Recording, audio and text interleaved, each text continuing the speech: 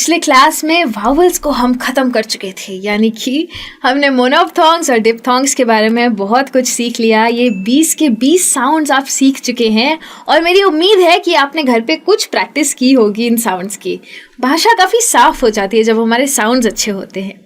पर अभी ये टॉपिक ख़त्म नहीं हुआ है, अभी तो सिर्फ 20 साउंड सीखे हैं, आज बाकी के 24 सीखने हैं। तो आज का क्लास है कॉन्सोनेंट्स के बारे में। दोबारा से ये फोनेटिक्स चार्ट को देख लीजिए, ऊपर का आधा हिस्सा आप ख़त्म कर चुके हैं।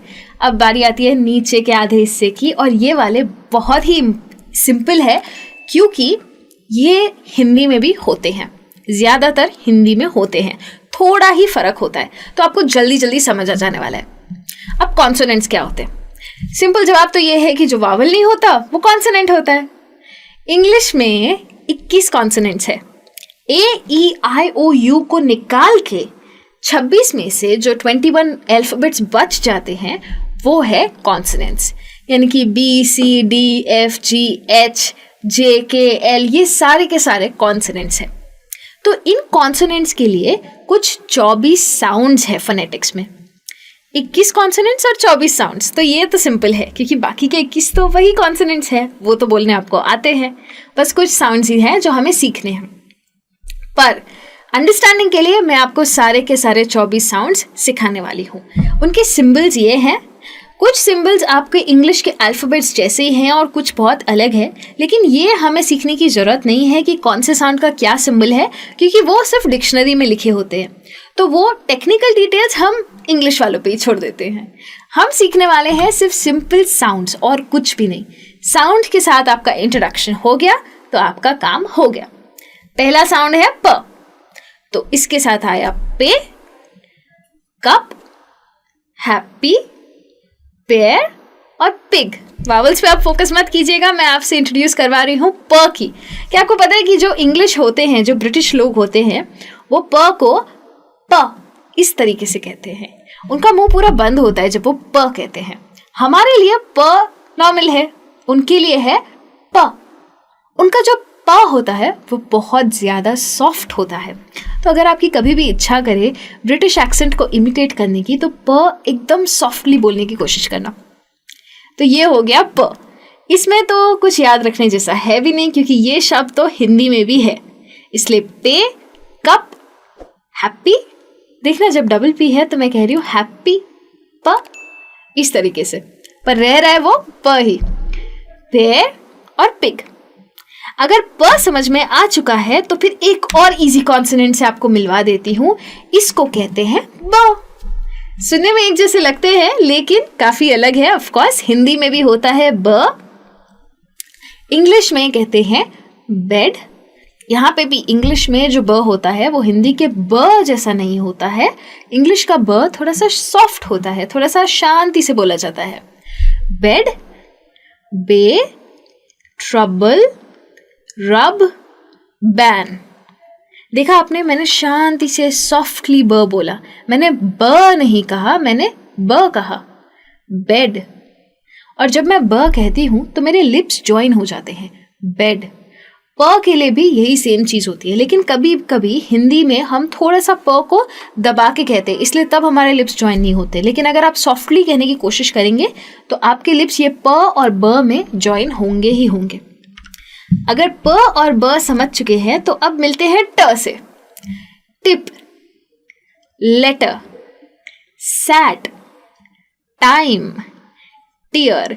कई लोग इंग्लिश के टी को हिंदी के त के साथ जोड़ते हैं, लेकिन हमें याद रखना है कि हमको जोड़ना है इसको ट के साथ, त के साथ नहीं। हिंदी का त अलग होता है और इंग्लिश का टी अलग होता है। तो इसमें हम कहते हैं ट को। ट भी हिंदी में एक अल्फ़ाबेट होता है। तो ये हो गया tip, time, letter, sat, tear. ट भी बहुत आसान है। प, ब और ट तीनों ही आसान कॉन्सोनेंट्स थे, इसलिए हमने जल्दी जल्दी कर लिए हैं। अब बढ़ते हैं एक और आसान कॉन्सोनेंट की तरफ जो कि है ड। ट और ड एक ही तरीके से बोला जाता है। अगर आप नोटिस करेंगे अपनी टंग को तो ट और ड बोलते वक्त उसका मूवमेंट एक ही होता है। ध्यान से एक बार चेक करना। ड की अगर बात करें तो ड भी हिंदी में है। तो ये हो गया डिप, लैडर, सैड, डू और डेयर। कॉन्सोनेंट्स पढ़ने में बहुत ही मज़ा आ रहा होगा क्योंकि ये सारे वर्ड्स तो हिंदी में हैं और ये तो हमें बोलने आते हैं, तो कोई नया साउंड तो है नहीं यहाँ। अब मूव ऑन करते हैं एक और टाइप के कॉन्सोनेंट पे, ये है क। ये थोड़ा सा अलग है हिंदी से। हिंदी में हम सीखते हैं क, इंग्लिश में क के लिए सी भी है और के भी है। सी के साथ बहुत बार ऐसा होता है कि कभी कभी उसको क कहते हैं, कभी कभी स कहते हैं, बहुत फ़र्क है। जैसे कि यहाँ पे है केम, ये भी सी से शुरू हो रहा है, और है टॉकिंग, उसमें के है, तो बहुत फ़र्क है। केयर सी से शुरू हो रहा है और किलो के से शुरू हो रहा है, और बैक में तो सी और के दोनों है, तो सी और के दोनों के लिए क यूज़ किया जाता है और सी के लिए स भी यूज़ किया जाता है। कब कौन सा करना है वो मैं आपको अगले क्लासेस में बताऊंगी, लेकिन अभी के लिए ये समझ लीजिए कि साउंड किसका है, क का। तो केम कहेंगे, सेम नहीं कहेंगे, सेम तो एस से होता है। केयर कहेंगे, सैर नहीं कहेंगे, हिंदी का सैर हो जाएगा। इसलिए chem, talking, back, care and kilo, तो ये हो गया क का साउंड। हिंदी में सबसे पहला शब्द ही क होता है। और भी कॉन्सोनेंट्स है जैसे कि ग। ग भी बहुत अच्छा कॉन्सोनेंट है क्योंकि ये भी हिंदी में अवेलेबल है। तो जैसे हो गया गेम, गियर, बिगर, बैग, गो। ग ये भी यहाँ से ही निकल रहा है। ग जो है वो भी आपके गले के ऊपर के पोर्शन से निकल रहा है। गेम, ग। क्या ट और ग एक जैसे हैं? नहीं। नोट कीजिए, जब आप ट बोलते हैं तब आपकी टंग को क्या होता है और जब आप ग बोलते हैं तब क्या होता है। ग जो है वो काफी अंदर से आता है, ट ऊपर से आता है, और प तो उससे भी आगे से आता है। ये फर्क होता है साउंड्स का। इंग्लिश में भी ये साउंड्स को सीखने की बहुत ज़्यादा इम्पोर्टेंस है, इसीलिए जल्दी से आगे बढ़ती हूँ नेक्स्ट कॉन्सोनेंट पे, और ये नेक्स्ट कॉन्सोनेंट है फ। फ नहीं है, ये फ है, फाइन। ये जो फ है इसमें आपके दांत थोड़े से आगे आते हैं। फ अलग होता है, वो हिंदी में होता है। यहाँ पे है फ, fine, offer, of, five, father. तो जब भी आप एफ बोलने की कोशिश करते हैं, फ बोलने की कोशिश करते हैं, जब ये साउंड निकलता है तो हम अपने मुंह से थोड़ी सी हवा भी छोड़ते हैं। धीरे से फ बोलने की कोशिश कीजिएगा, आपको पता चलेगा कि जब भी आप फ कहते हैं तो आपके दांत थोड़े से आगे आते हैं और हवा थोड़ी सी रिलीज होती है मुंह से, तो आपको क्लियर रहेगा कि आपने फ को सही से बोला है। हवा का निकलना बहुत ज़रूरी है मुंह से, तभी ही फ आपने सही से बोला है। काफ़ी लोग इसको फ भी बोलते हैं, फ नहीं बोलना होता है। फ में आपके लिप्स ज्वाइन होते हैं, फ में आपका ऊपर के टीथ और नीचे का लिप ज्वाइन होता है। ये बात बहुत ध्यान रखिएगा। अगर आप ऊपर के टीथ और नीचे का लिप ज्वाइन करेंगे तो ये प्रोनाउंसिएशन आपका कभी भी गलत नहीं पड़ेगा। इतने सारे कॉन्सोनेंट सीख चुके हैं तो थोड़े और सीख लेते हैं। एक और कॉमन है, वो है व। व से होता है वाइन, सेविंग, वेरी, वैन और वीडियो, सब कुछ व है। फ से काफ़ी नज़दीक होता है व, क्योंकि व को बोलने का भी तरीका एक जैसा ही होता है। फ में भी आपके ऊपर के लिप्स, ऊपर के दांत और नीचे के लिप्स ज्वाइन होते हैं, और व में भी कुछ ऐसा ही होता है। फ़र्क सिर्फ ये होता है कि व में इतनी हवा बाहर नहीं आती जितनी फ में आती है, उस हिसाब से साउंड का फ़र्क आता है। अगर हवा बाहर आती तो शायद फ ही निकलता, इसलिए उन साउंड्स को अलग अलग रखने के लिए फ में हवा निकलती है और व में नहीं निकलती, व में थोड़ी सी अंदर जाती है। ये चीज़ को भी नोट कीजिएगा। धीरे धीरे मिरर के सामने बोलने की कोशिश करिए तो आपको समझ में आएगा ये फ़र्क। फिर बात करते हैं एक अलग कॉन्सोनेंट की, ये है थ, हिंदी का थ, लेकिन इंग्लिश में होता है TH। इंग्लिश में TH वर्ड्स बहुत सारे होते हैं, कुछ को थ की तरह बोलते हैं, कुछ को ध बोलते हैं। अब ये जो है ये हम थ सीख रहे हैं, जैसे कि थिन, हिंदी में थ होता है इसीलिए आपको ये साउंड इजीली आ जाएगा, लेकिन इंग्लिश में थ को लिखने के लिए दो अल्फ़ाबेट्स यूज़ होते हैं, वो है T और H। तो thin, thick, method, both, think, तो ये सब में T और H यूज़ हुआ। T और H और भी वर्ड्स में आते हैं, उनमें T और H को द की तरह भी यूज़ करते हैं, जैसे कि ये वाले हैं यहाँ पे। थिन में हमने थ बोला, देन में ध बोल रहे हैं, बहुत फर्क है। थ जो होता है वो बहुत ही सॉफ्ट होता है, थ उसमें आपकी टंग आपके टीथ के बीच में आती है। ध जो होता है उसमें आपके टीथ आपकी टंग को पकड़ लेते हैं। ध आप अपनी टंग पकड़े बिना ध नहीं बोल पाएंगे, कोशिश करिएगा। तो ये होता है देन, अदर, देर, विथ और द। अब आप सोचेंगे ये विथ क्यों, विथ में तो हमने ध लगाया। नहीं, वो गलत प्रोनाउंसिएशन है। एक्चुअली इसे विथ नहीं कहते, इसे विद कहते हैं। इसका जो ध होता है वो काफी सॉफ्ट होता है, देन जैसा ध नहीं होता है, लेकिन होता ध है, इसलिए कहते हैं विद। विद इसको जो लोग विथ कहते हैं वो गलत कहते हैं, इसलिए ये प्रोनाउंसिएशन का आप बहुत बहुत ध्यान रखिएगा। विद कहते हैं, विथ नहीं कहते हैं। अगर आपको थ और ध समझ में आ गया है तो मैं आपको लेके जा सकती हूँ एक और सिंपल वाले कॉन्सोनेंट पे, जो कि है स। स से होता है सु। मैंने आपको कहा था कि सी जो है वो स और क दोनों में यूज होता है। तो जैसे फेस, फेस में हम फेक नहीं बोलते, फेक के लिए हम के लगाते हैं। यहाँ पे फेस में हम कहते हैं स। वैसे ही हो गया मिसिंग, सिक्स और सी। इसमें तो कुछ समझाने जैसा है ही नहीं, क्योंकि ये तो हिंदी में है, तो ये तो काफी सिंपल है। क्या आप नोट कर रहे हैं कि कितने सारे कॉन्सोनेंट्स आपको ऑलरेडी पता थे, क्योंकि हिंदी में ये सारे साउंड्स हैं। यही होता है, भाषाओं के जो साउंड्स होते हैं वो ज़्यादातर सेम होते हैं, कुछ साउंड्स ही अलग होते हैं। तो अगर ये सारे साउंड्स हिंदी में हैं तो फिर तो आपके सारे प्रोनाउंसिएशन सही होने चाहिए।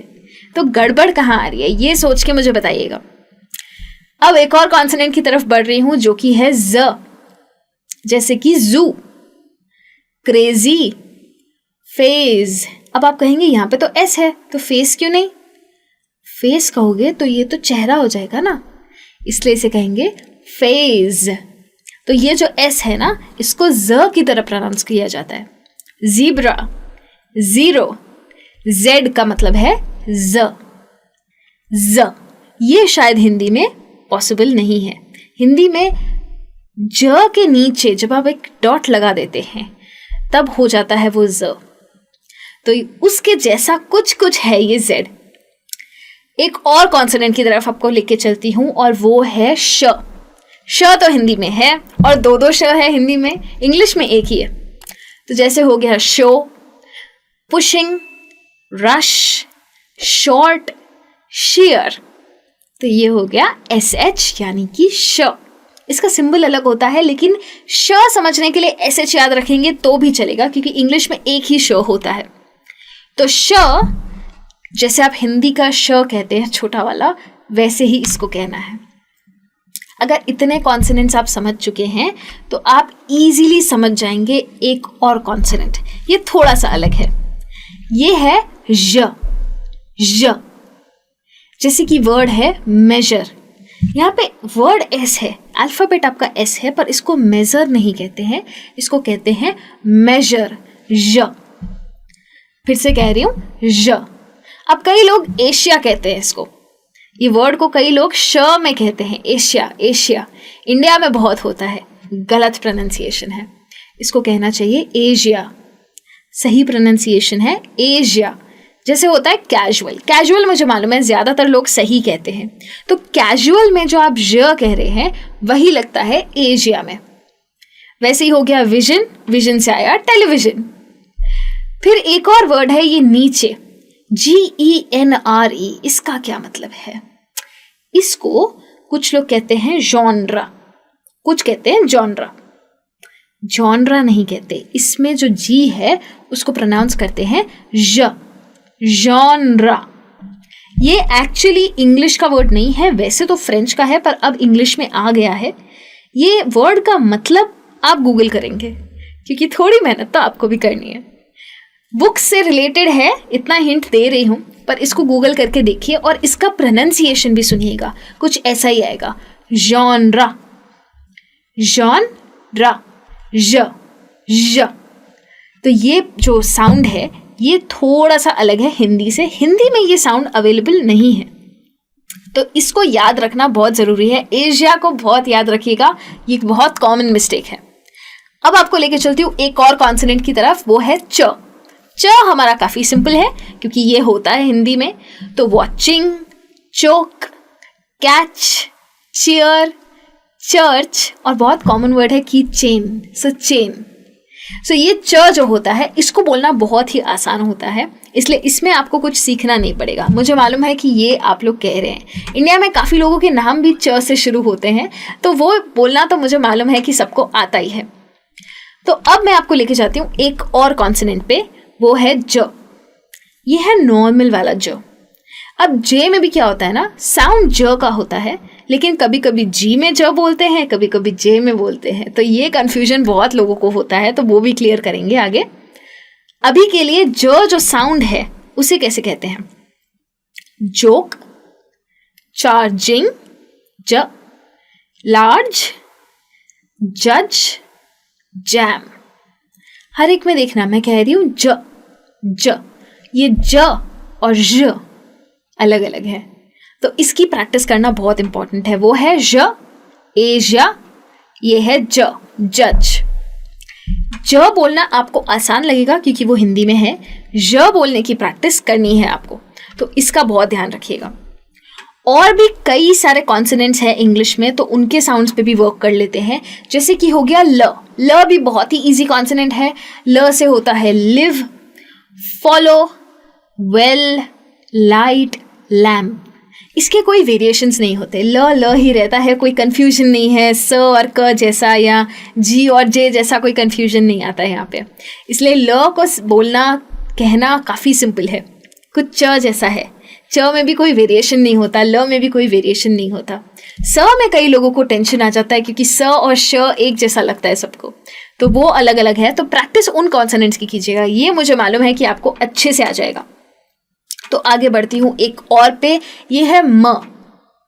म जो है, आपको याद है मैंने प और ब की बात की थी, जिसमें मैंने आपको कहा था कि प और ब कहते वक्त आपके लिप्स ज्वाइन हो जाते हैं। म में भी कुछ ऐसा ही होता है। तो म जो है वो कुछ ऐसे बोलते हैं, मेल, ह्यूमर, सम, मिल्क, मच।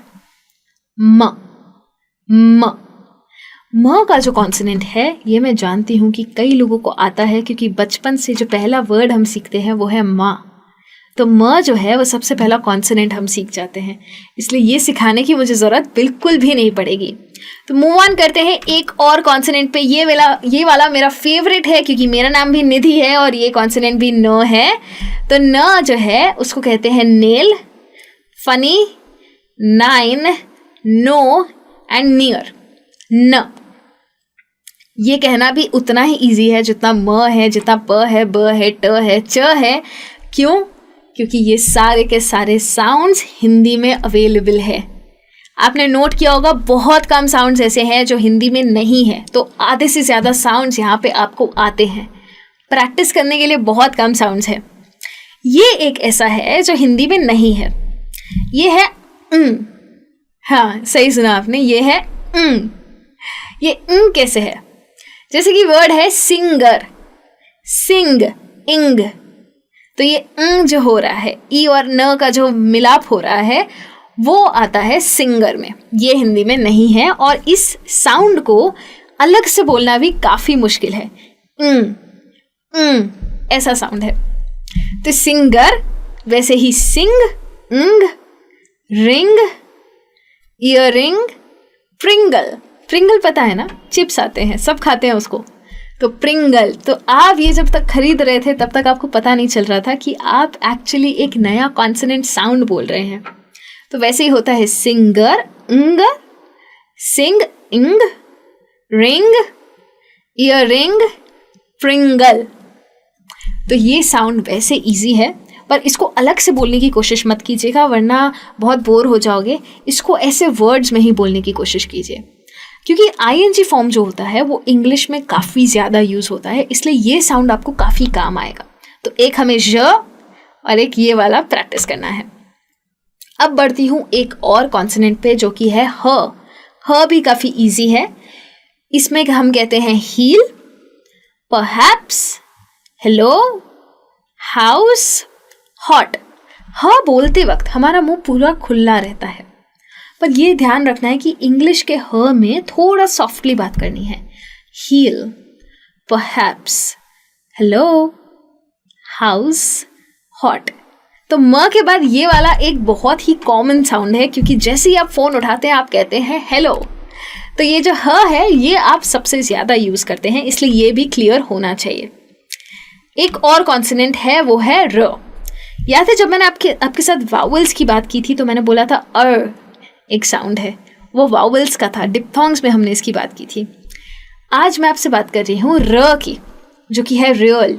ये आर सुनाई देता है. इंग्लिश भी जब बोलते हैं तब ये आर सुनाई देता है. वो जो आता है वाटर वाला, उसका आर ऊपर रह जाता है, वो सुनाई नहीं देता. इसलिए इसको हम क्लियरली प्रोनाउंस करेंगे. रियल, करेक्ट, रीड, रिप्लाई, रोम. तो ये जो आर है र, ये इस तरीके से होता है. इसके साथ आपको कोई कंफ्यूजन नहीं आएगा, क्योंकि इसके जैसा साउंड नहीं है और कोई भी, इसलिए यहाँ पे कोई कंफ्यूजन नहीं है. अब बढ़ती हूँ एक और साउंड पे, ये है यू. वैसे यू अल्फ़ाबेट में वावल होता है, लेकिन साउंड कॉन्सोनेंट का है. तो जैसे कि वर्ड है यू, या बियॉन्ड, यूनाइटेड, यस, यमन. आपको जान के बहुत मज़ा आएगा कि इसका जो सिंबल होता है उसको छोटे जे की तरह लिखते हैं, लेकिन बोलते इसको य है, य. तो ये य जो है ये हिंदी में होता है और ये कॉन्सोनेंट साउंड है इंग्लिश में. अगर वर्ड यू से भी शुरू होता है तो भी साउंड उसका य होता है. तो ये काफ़ी इजी है, पर ध्यान बहुत रखना है इसमें. एक और कॉन्सोनेंट की तरफ जा रही हूँ, ये है व. अब आप बोलेंगे वेरी में भी तो सीखा था, वो था व, ये है व. तो जैसे वी, तो ये जो है ना, इसमें आपका मुंह जो है वो थोड़ा सा राउंड शेप में चला जाता है. जैसे कि वी, आप बोलने की कोशिश कीजिए वी, और अब वेरी बोलिए, वेरी. जो वो है वो फ की तरह बोला जाता है. इसमें हम बोल रहे हैं डब्ल्यू को, इसलिए हम कहेंगे वी. विंडो, तो मेरा जो मुंह है वो राउंड शेप में चला जाएगा. शोविंग, इसमें वह थोड़ा सा डाउन रखना है. Showing, win, war. तो जो फेस है वो थोड़ा सा चेंज हो जाएगा, इसलिए वेरी और वी अलग अलग है. ये फ़र्क है इन दोनों के साउंड में, इसलिए इन दोनों में डिफरेंस रखना बहुत ही इम्पॉर्टेंट है. अब आप सीख चुके हैं, पहले तो कॉन्ग्रेचुलेशंस, क्योंकि आप सब कुछ सीख चुके हैं फोनेटिक्स में. आप 44 साउंड सीख गए हैं. अब आज मैंने आपसे 24 कॉन्सोनेंट साउंड्स की बात की, और मुझे मालूम है कि उसमें से आधे से ज़्यादा साउंड्स आप ऑलरेडी जानते थे, इसलिए काम आपका काफ़ी आसान हो गया. हिंदी और इंग्लिश के साउंड्स में बहुत फ़र्क नहीं है, कुछ जो अलग अलग है उसके बारे में मैंने आपको बता दिया है ऑलरेडी. तो अब आपको सिर्फ इतना करना है कि आपको वापस से ये सब कुछ प्रैक्टिस करना है, ताकि आपका साउंड क्लियर हो जाए इंग्लिश में और आपको प्रोनाउंसिएशन में बिल्कुल दिक्कत नहीं आए. अगले क्लास में मैं आपसे मिलने वाली हूँ फिर से एक नया टॉपिक लेके, और इसमें मैं आपको ये जो कॉमन डिफ़िकल्ट साउंड्स है जिनको बोलने में हम सबको दिक्कत आती है, मैं आपसे उन चीज़ों की बात करूँगी. तो बहुत जल्द मिलूंगी. Thank you so much and bye bye.